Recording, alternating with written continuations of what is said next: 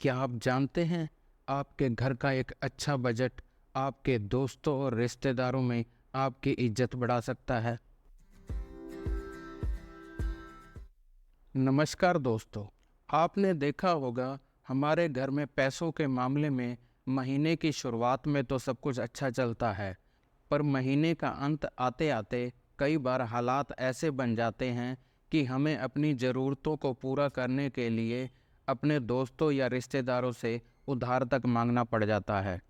यह सब देख के हमें यही लगता है कि शायद हमारी कमाई काफ़ी कम है, जिस वजह से हमें पैसों की दिक्कत आती है। पर ज़्यादातर घरों में ऐसा नहीं होता कि कमाई की वजह से पैसों की दिक्कत रहती है। उन घरों में एक अच्छा और संतुलित बजट बनाने की कमी होती है।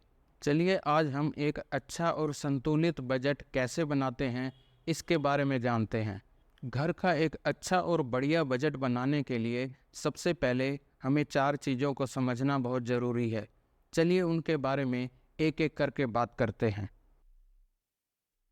हमारी कमाई वह पैसा होता है जो हमारे पास हर महीने आता है। यह पैसा आपके पास आपकी तनख्वाह के रूप में, या आपके पास किराए के रूप में, या फिर आपके पास ब्याज के रूप में आ सकता है। आपके पास हर महीने जहाँ जहाँ से पैसा आता है उन सब को जोड़ने पर वह आपकी महीने की कमाई कहलाती है।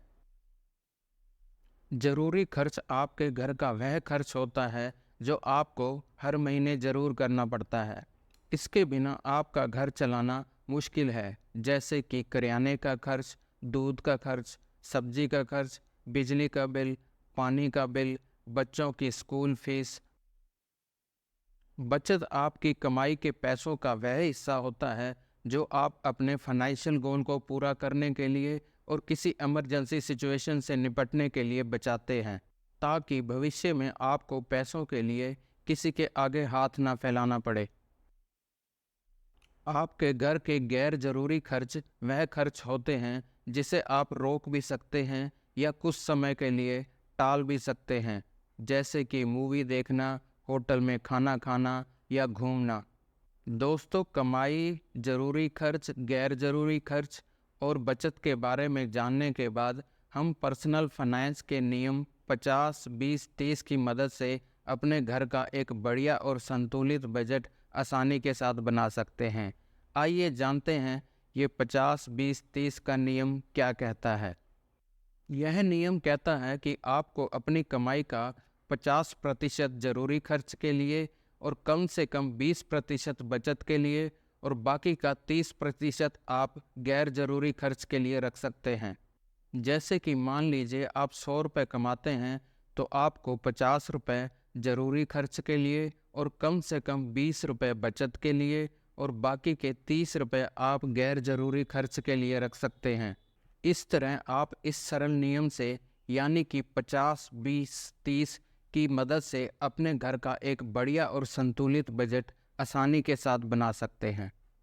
जैसा कि हम सब जानते हैं कि हर इंसान की कमाई अलग अलग होती है, तो कई लोगों के मन में यह सवाल आ रहा होगा कि उनके ज़रूरी खर्च उनकी कमाई के हिसाब से 50% से ज़्यादा हैं या 50% से कम हैं, तो उनको इस सिचुएशन में क्या करना चाहिए। अगर आपके ज़रूरी खर्च आपकी कमाई के 50% से ज़्यादा हैं, तो आपको अपने गैर ज़रूरी खर्च में उतनी कटौती करनी चाहिए। मान लीजिए अगर आप 100 रुपये कमाते हैं और आपका ज़रूरी खर्च 70 रुपये है, तो आपको 70-20-10 का नियम अपनाना चाहिए। यानी कि आपको अपनी कमाई का 70% ज़रूरी खर्च के लिए, 20% बचत के लिए और बाकी का 10% गैर ज़रूरी खर्च के लिए रखना चाहिए। इस तरह अगर आपका ज़रूरी खर्च आपकी कमाई का 80% तक है, तो आपको 80-20-0 का नियम अपनाना चाहिए। यानी कि आपको अपनी कमाई का 80% ज़रूरी खर्च पर और बाकी का 20% आपको बचत करके किसी अच्छी जगह निवेश करना चाहिए। मेरे कहने का मतलब है, आपको अपनी कमाई का कम से कम 20% हिस्सा ज़रूर बचत करना चाहिए और उसको किसी अच्छी जगह निवेश करना चाहिए। अगर आपकी कमाई आपके ज़रूरी खर्च में ही ख़त्म हो जाती है और आपके पास बचत करने के लिए पैसे बचते ही नहीं हैं, तो आपको कोशिश करनी चाहिए कि आप अपनी कमाई को बढ़ाएं, ताकि आप अपने भविष्य की ज़रूरतों को पूरा करने के लिए और किसी इमरजेंसी सिचुएशन से निपटने के लिए बचत कर सकें। और अगर आपकी कमाई आपके ज़रूरी खर्चों से बहुत ज़्यादा है, तो आपको ज़्यादा से ज़्यादा बचत करनी चाहिए। जैसे कि मान लीजिए आपकी कमाई 100 रुपये है और आपका ज़रूरी खर्च 30 रुपये है, तो आपको 30-40-30 का नियम अपनाना चाहिए। इसका मतलब आपको अपनी कमाई का 30% ज़रूरी खर्च के लिए, 40% बचत के लिए और बाकी का 30% गैर ज़रूरी खर्च के लिए रखना चाहिए। मेरे कहने का मतलब ये है कि अगर आपकी कमाई बहुत ज़्यादा है, तो भी आपको अपनी कमाई का 30% से ज़्यादा हिस्सा गैर ज़रूरी चीज़ों पे खर्च नहीं करना चाहिए।